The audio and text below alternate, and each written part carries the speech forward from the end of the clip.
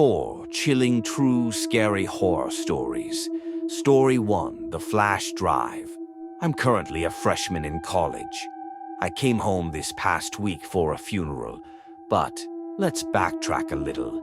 My senior year in high school, I was in the library during study hall, doing some computer science work on the computer since my laptop at home didn't have J Creator on it. Anyways, this boy who was in my class sat next to me since those two computers were the only ones with J Creator. He was a really tall, very pale boy. He had long black hair that covered one of his eyes. He wore an anti-flag tee, ripped jeans, a jacket, and Doc Martens. He never spoke to anyone in class, and I'd never seen him with anyone else. So I took a seat and he looked up at me like I committed murder. I quickly looked away and started rummaging through my bag as a distraction. As my head was down, I heard him chuckle and then mumble, "Of course." I froze with my head still down towards my bag. I just dismissed it as him talking to his computer, as code can be quite frustrating. I sat back up and quickly typed in my login details to break the awkwardness. I said, "She assigns too much homework. I can barely keep up." His eyes stayed locked on the computer screen. "You want the answers, don't you?" I left and said, "No thanks. I won't learn anything that way." Usually I would have said yes, but I didn't want to see his evil stare again. It was like he was staring into my soul. He laughed again in that creepy way, so creepy that I had to close my eyes and cringe. I opened them and looked over to see him gone.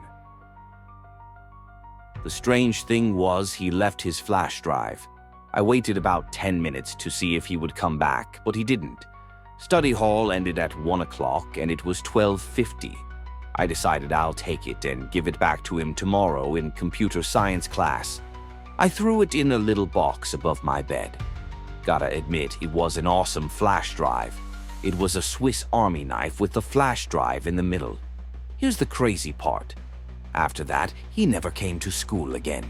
He was notorious for being absent, so for the first month, no one batted an eye. However, May rolled around and we were all getting ready to graduate. I had completely forgotten about the flash drive until 2 days ago when I came home. I needed one, and I remembered I still had that boy's. I scanned it with my Norton and it said it was all safe. I was planning to delete all this stuff so I could put my PowerPoint for business class on it. Naturally, however, I started snooping through his files. The first thing I saw was a folder named Computer Science. I opened it, and all the answers to every assignment were there. I thought, damn, maybe that's why he left it so I could copy off of him. Maybe because he knew he was never coming back. I went back in. The second folder was Music. I kind of had to open that one to see what he listened to. Surprisingly, not what I expected. There were only 3 songs: Running on Empty by Jackson Browne, White Rabbit by Jefferson Airplane, and Helter Skelter by the Beatles. I went back again. There was an untitled folder. Inside it was AP Literature. There were a bunch of essays and various junk. There was one called The Best Doc. I opened it and it was merely a 10-page document of notebook pages filled entirely with his first and last name handwritten. I went back again, and this is where it gets weird. He had taken pictures of the emergency escape plan posters on the door in every classroom. There was a picture of a lit cigarette on the bathroom floor, and another picture of some coins on the bathroom floor, with a yellow post-it note next to it saying, "Chump change" in all caps. Now, this is the weird part. There was a picture of me taken while reading a book in class. From the looks of it, it was my English class that he was not in. There was also a document titled "Rest in Peace, too," but it was empty when I opened it. I still have no idea if this was a joke or not. For all I know, he never showed up again because he realized that he lost his hard drive. Story 2. Ghost Hunt. This story happened a few years back to me and a friend, Ali. We're now both 15, making us 12 when the story occurred. Okay, So, me and Allie have been friends since second grade, and we would usually spend all weekends and free time together. We always have been into paranormal and ghost stuff. We had every reason to believe that every house we ever went into was haunted.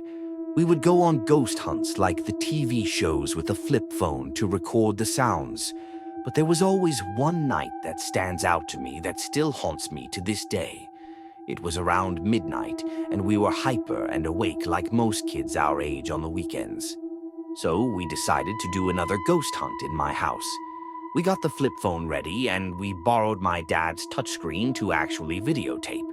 This was the first and last time we used that.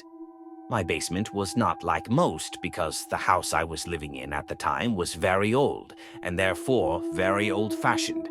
So down the stairs, there's one main big room that we use for storage, and a little further, there was another medium-sized room for the washer and the dryer, and the farthest was a small little cell-type room that we never used, mainly because everyone was too creeped out to go in it. Me and Allie walked down the stairs, turned on the camera on the flip phone recorder, and we started asking the usual questions you would see on TV like, "Is there anybody here? Give me a sign if you're here," and that type of thing. We finally got tired of it and went back upstairs into my room to be so excited as we reviewed our first video recording. This was a big step for us because we wanted to be ghost hunters so bad. We were watching and we kind of got disappointed as we didn't find anything in the video or voice recording. Usually we would make something up, like a footstep that wasn't ours, to make us feel less bad. But this time we were so excited about the video we didn't even want to make anything up. We couldn't sleep, so we played a few board games and then we both agreed to review it again because maybe we missed something. Oh boy, we did. While reviewing the tape again, we both could just feel this bad energy coming from it. I guess we didn't realize it before because we were too filled with excitement. We went on anyway, and as we paid more attention, we could actually hear footsteps that weren't ours. Then what showed up on the tape, I still see when I close my eyes. It was the most horrifying thing I've ever seen. The camera was on Allie, and behind her was this figure that looked like a distorted, almost human thing, with bright white eyes that almost seemed as if they were watching you through the video. At that point, we shut it off, and we were both in complete shock. We couldn't tell my father as he was asleep being so early in the morning. We both decided to just not tell anybody and keep it our secret. Story 3. The creepy guy at the park. Creepy guy at the park. So this all happened during Halloween in 2014. My name is Max, and I'm from a small town in Findlay, Ohio. I used to go to a high school at County School about 10 minutes from where I lived, called Van Buren High School. Van Buren was a nice little village with good people for the most part, but the only problem was that there were some evil creeps that could be found there if you knew where to look. The biggest hotspot for them to be found was the Van Buren State Park. Everyone knew that the state park had a little infamy to it, as it was known for some rapes and the like. Now, I've been to the park many times with friends and classmates, and nothing bad ever happened to us, so I never thought much of it. I have a lot of good memories of the place, actually, like the many times my friends and I would bike the trails and set off the works bombs in the woods or go fishing in the lake. However, fast forward to my senior year at Van Buren on the day of Halloween, my friend Ian and I saw the darker side of Van Buren State Park. The summer before my senior year, I enlisted in the Army National Guard, so it was important that I worked out and stayed in shape. So that day, I asked my best friend Ian if he wanted to go run the trails in the park with me after school, and he said he would, as he likes to work out when he can as well. It was probably about 4 o'clock in the afternoon when I pulled into one of the parking lots, waiting for Ian to meet me there when I saw this old silver car with a bald and just disturbing man suspiciously sitting in the lot. I didn't think much of it at first, but after a few minutes of waiting, I noticed he hadn't moved a muscle. He just sat there staring at me with these creepy, soulless eyes. I called Ian and told him to hurry up as I didn't feel safe with this creep watching me. As I waited for Ian, I saw him get out of the car and just stand there for a few minutes, still staring. At that point, I was a bit freaked out. When Ian finally arrived, I felt a bit more at ease. We started running the trails, but had to loop back to the parking lot to grab my water bottle that I forgot in my car. As we approached the car, the old man was no longer in the car. We were looking around for him when I saw him standing by the trees, looking at us. I wasn't sure if he had seen us, but his focus was completely on us. I felt a chill run down my spine, and Ian felt the same way as he quickly got back into the car. I immediately locked the doors. Ian and I just sat there in my car for a few minutes, wondering what to do. After a few moments, we decided to just leave. As we turned the car around to leave, I noticed that the old man was now standing in the middle of the road, staring us down as we pulled away. That wasn't the worst part. After I drove away and we finally caught our breath, I glanced in the rearview mirror to see that the man was following us, running after my car. He must have run at least a quarter of a mile before finally giving up.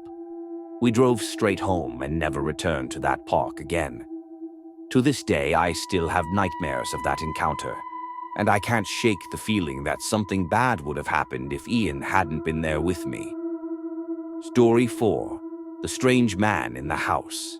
So when I was about 13 years old, I lived in a pretty big house with my mom, my 2 sisters, and my dad. My dad was often away at work, so I spent most of my time alone with my sisters, doing my homework and watching TV after school. But my sisters, being a year younger than me, often went to bed before I did. So I would often spend a lot of late nights by myself in the house watching horror movies, trying not to freak myself out. I remember this one particular night in April. My parents had gone out to dinner with my dad's friends, and my sisters were already asleep. I was laying in the living room watching the scariest horror movie I could find, just sitting there minding my business, when I heard this loud noise upstairs. It sounded like a loud bang, like something had fallen. Naturally, I freaked out and grabbed the remote to turn the TV off. I sat there in silence, listening closely for another sound. After a few seconds, I heard another bang, but this time it was closer. My heart was racing, and I was trying to convince myself that it was nothing to be scared of. But then I heard footsteps walking around upstairs. The noise was loud enough for me to hear it from the living room, and I could tell it was heavy. I then heard a door creak open, and I just felt this pit in my stomach. I figured it was probably my sister just messing with me, and I called out, "Is that you?" But there was no answer. I waited a few moments and decided to get up and investigate, praying that it was just my sister playing a trick on me. I tiptoed quietly up the stairs, and I felt like I was going to vomit. I got to the top of the stairs and looked down the hallway toward the bedrooms. I called out again, but again, no answer. At this point, I was scared out of my mind. I had no idea who could be in the house. My parents weren't home, and my sisters were supposed to be asleep. I took a deep breath, and I decided to go into the master bedroom first, since it was the closest. I opened the door and stepped inside, but no one was there. I looked around the room, and everything seemed normal. I took a few steps back and looked into the hallway again. The footsteps were getting louder and were clearly coming from the second floor now. I was freaking out. I quickly moved to my sister's room. I opened the door and the lights were out, but both my sisters were sound asleep in their beds. I backed out of the room and closed the door. I finally made my way to my parents' room and opened the door again. I was starting to think I was going crazy. I stood in the hallway trying to gather my thoughts, and I felt the urge to check the bathroom. It was a small bathroom between my parents' and sister's rooms. So, I walked over to the bathroom and pushed the door open. It was dark, and I had to turn on the light. The light flickered a bit, but it came on, and I looked around. It was empty, but just as I was about to leave, I felt a breeze go by me. At that point, I was done. I turned to leave the bathroom and saw a shadowy figure standing right at the door, looking directly at me. I screamed and bolted out of the bathroom, but I tripped over something and fell to the floor. I looked back up to see the figure was gone. My heart was racing and I scrambled to my feet and sprinted down the stairs. I ran outside and waited in the front yard until my parents came home. When they finally did come home, I told them what happened, and my dad told me I was just hearing things. I was terrified to sleep that night. But here's the weird part. The next morning, I woke up, and my parents told me there had been a report of a break-in in our neighborhood, and they found a man hiding in a house down the street. To this day, I still wonder if that shadowy figure was that man. And if I had stayed in that bathroom just a few more moments, I may have had a much scarier experience.